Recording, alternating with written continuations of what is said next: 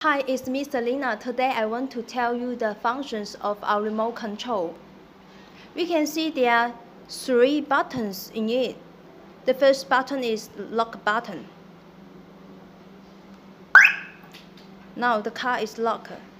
Press it for more than 2 seconds. We can shift from the audio mode to the silent mode. The second button is unlock button. Press it quickly. The car is unlocked. Press it for more than 2 seconds. Now it can open the car trunk. This is the third button. Press it quickly.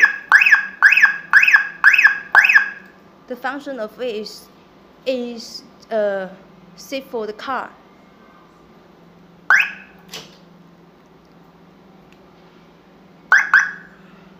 The third button is to start or stop the engine.